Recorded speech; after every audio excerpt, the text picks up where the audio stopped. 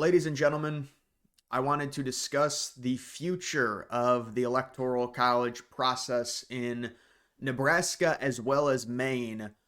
What's happening? There was a recent article that I found that came out in April of 2025. I'm sure many people remember. Well, first, I'll give the backstory to Nebraska and Maine, but specifically focused on Nebraska because they're going to really be the initiator in all of this. Maine will likely pass something if Nebraska does it first in terms of a winner take all format, which they do not.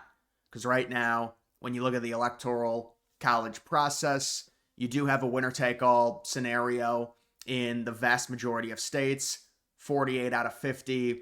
If you include DC, you would be talking about 49 out of 51, except Maine and Nebraska. Now, Nebraska adopted this congressional reward system back, I believe, 1992. Maine's was adopted in the 70s.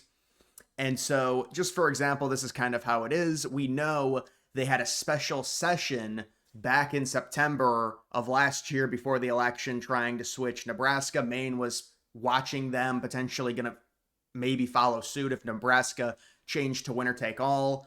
You can see normally this is the full statewide. Donald Trump wins about 60-40 over Kamala. You'd think he gets the 5 electoral votes, but that's not how it works. He gets 2 electoral votes out of the 5 total, even though this is all of the vote combined.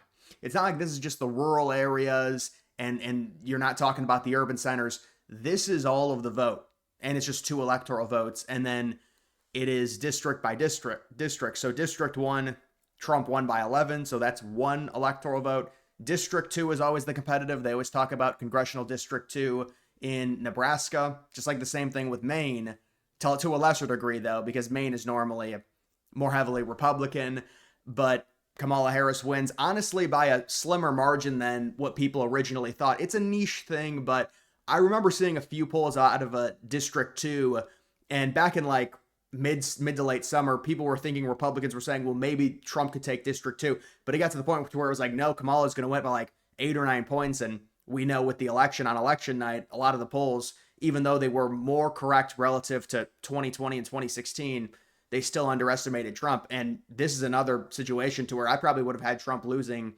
the 2nd district by 6 or 7 points. He only loses it by around, you could say almost 5, 4.5. So, and by the way, this is just basically Douglas County, which she won. It's a little bit of the surrounding area. You can see the counties surrounding it are more Republican, so that's going to help Trump. But it's like all of Douglas, which is an urban center. So that helps the Democrats. That gets them, that they basically siphon 1 electoral vote. And then the 3rd district, which is all the rural areas, it's a complete blowout. So in a way, it's like gerrymandered at the national level. But the same thing happens in Maine, which is why I don't think there's a huge call by either party. There is more so in terms of Nebraska with Republicans trying to change it. And we're going to go through an article talking about how they haven't been able to change it, and they still haven't been able to change it, even after they originally pressured back in September. It was right before the election. They wanted it changed. That could have basically gotten Trump another electoral vote, and if Maine would have stayed the same. But Maine already has a process in place to where if Nebraska changes, the thought is that Maine will change. Personally, I think both of them should change, but this exact situation is the same in Maine, just the opposite, to where the Democrats, they win just the normal at-large popular vote, and then Republicans and Trump have been able to siphon off one of the congressional districts. So technically, it's not hurting either party. But the idea is if we have a system in the United States to where it's winner take all in like 95 or 96% of the states, at some point you would think, just out of correcting and being consistent, they would eventually change it. So let's take a look at this recent article from April. So this is after the election. This is a political offseason. They're still trying to get this passed. Winner-take-all bill stalls in Nebraska legislature, a blow to the governor. The LB3 failed to advance, potentially causing tension with Trump. Yeah, so Trump has been trying to get this, and it's more so a Republican thing. They want to get this passed because they know that, I mean, when you take a look at Nebraska, this is the difference between Nebraska and Maine. No matter what happens, Nebraska, liberals are not winning it. right? The statewide total generic just popular vote was a 20-point Republican win. Maine, on the other hand, is more competitive. Now, the Democrats, it's definitely it's not a completely light blue state, Maine, but it's definitely a lighter blue state than Nebraska is red, if that makes sense. Like Nebraska, we know it's dark red. If Nebraska and Maine both got their legislatures to switch the way that they count and they got rid of the congressional system, it would be a slight advantage for the Republicans because there's still a chance they could win Maine just at large. It's not a high chance, but this is a niche thing. But I'm just saying there is a higher chance of Republicans winning Maine. Nebraska, the Democrats have a 0% chance of winning. Yeah, sure, they can win Douglas County and urban, like 2 urban centers and 2 counties within the entire state, but there's no way you lose the state by 20 points. You're not going to win it anytime soon. It's Nebraska, right?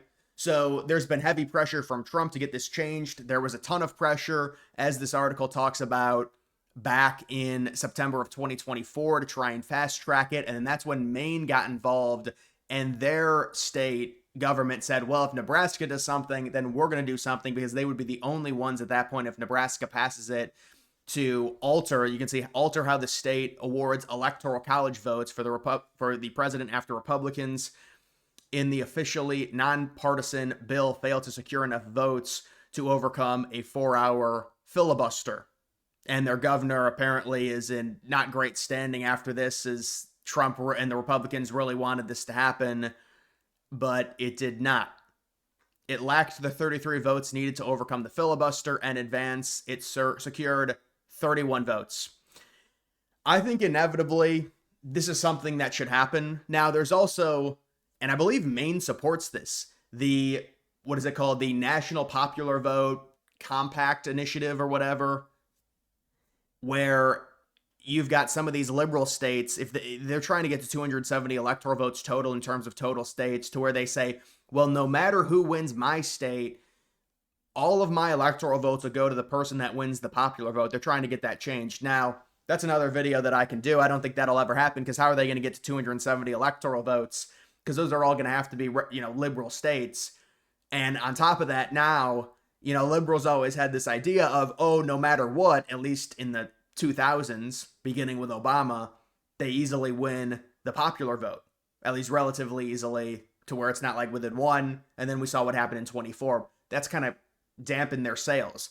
Liberals will still say they want that because they know more times than not, and this is just through flooding with immigration. That's what it is. It's like, we always win the popular vote. We're more popular. Yeah, you're more popular with people that are first generation, that are people that have been in this country for 3 years. You're more popular with those people. That's correct. Go look at our immigration the past 20 years, how many people we've brought in. No wonder Democrats always win the popular vote. It's ridiculous. Yeah, you win Americans, all right, that have been here for 2 minutes, sure. But they're trying to get it changed. But you have to add context to their whole popular vote wins. And sure, I mean, you look at it, it's something they want to have happen. I don't think it's going to happen, because they have to get the total amount of states have to equal above 270 electoral votes. But that'll be another, maybe I'll examine that another time. To me, this is something that has to happen. I mean, there's a filibuster. They can't get it through at some point. And this is what I think will happen. Nebraska is more aggressive about this, making it winner take all, than Maine, because just the dynamic of it's honestly, you could argue, if you keep this system in place, maybe it will be better for Republicans, because it could be easier to flip that second congressional in Nebraska, and Republicans can still keep the Maine seat or the Maine district.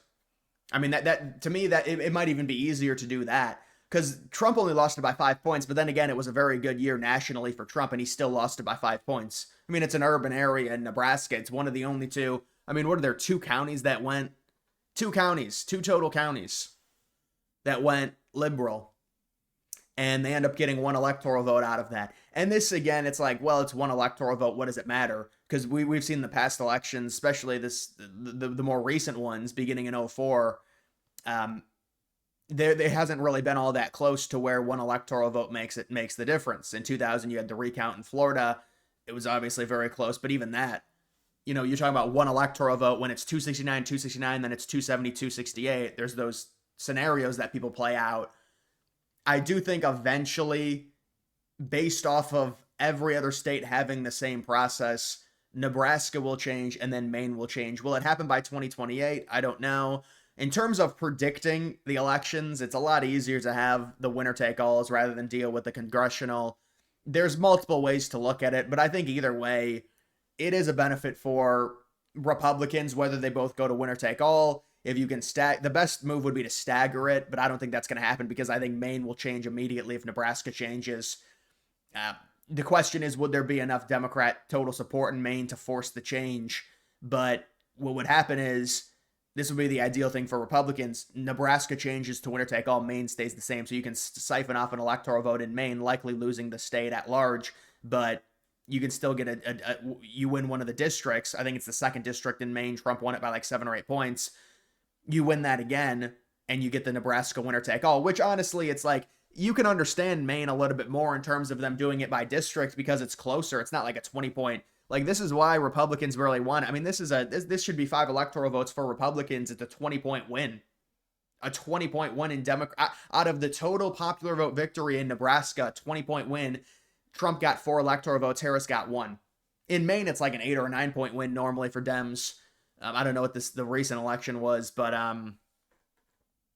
there is that. So listen, we'll see what happens in terms of these initiatives.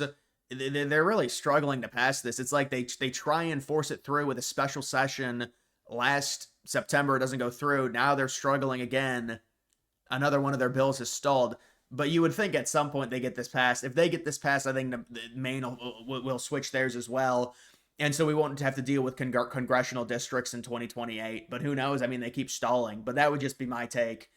And to me, either way, you could argue Maine at just regular, generic, winner-take-all Republicans could have a chance, although it's probably unlikely. We know Nebraska is going to be 100% going to Vance or whoever it is. It's just obvious. It's a conservative state no matter what. So it's not surprising that the administration, it's not even just Trump, it's just Republicans in general would certainly like to get this changed just to get one more electoral vote. But you have to think, based off of the way the election dynamics have worked, it has been fair to where Republicans win Nebraska, but then Dems siphon off an electoral vote because of the congressional districts, but Republicans lose Maine, but then they siphon off one of their electoral votes because of the congressional districts. But Maine is easier for Republicans to win than Nebraska is for Democrats. So there's a number of layers to it, but we're talking about one electoral vote, but it is an interesting thing if it gets switched. So we'll see. But either way, guys, make sure you like the video down below. Also follow me on X. Link to that's always in the description.